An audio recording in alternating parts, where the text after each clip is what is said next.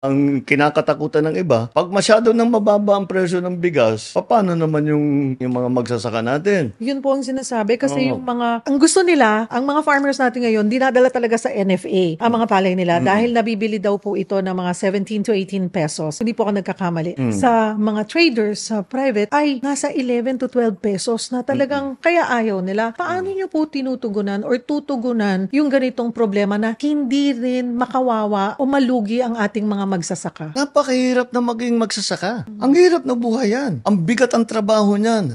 Tumatanda ka na maaga dahil sa nagsasaka ka. We have to support them. So, kahit ano pa ang mangyari sa presyo ng bigas na ipinagbibili natin sa mga palengke, hindi natin ibababa ang buying price ng NFA. Never bababa yan. 20 pisong presyo po ng bigas.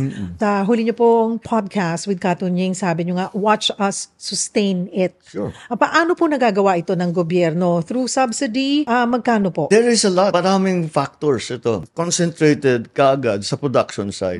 Baka hindi alam nga ng tao na yan. In 2023, we had the largest crop of palay in the history of the Philippines. In 2024, nalampasan na natin yun. In 2025, we predict nalampasan na naman natin yun. So our production is slowly going up. Since our production is already going up, bababa ang cost of production. Since bababa ang cost of production, di ang pagbenta, kung bibili ang NFA, ang pagbenta ng NFA, pababa ng pababa. That's why I'm so confident masabi sustainable. Kasi basta ipatuloy natin, magbigay tayo ng makinarya sa farmer, pagandahin natin lahat ng irrigation natin, mag-research tayo sa IRRI, sa UPLB, kung ano yung magagandang bagong variety, ano yung mga planting techniques ng mga bago, para lumaki, gumanda ng production side natin. Pagka gumanda ng husto yung production side natin, may bababa natin, wala nang subsidy. Magagawa po kaya yan bago matapos ang inyong termino? Magagawa yan.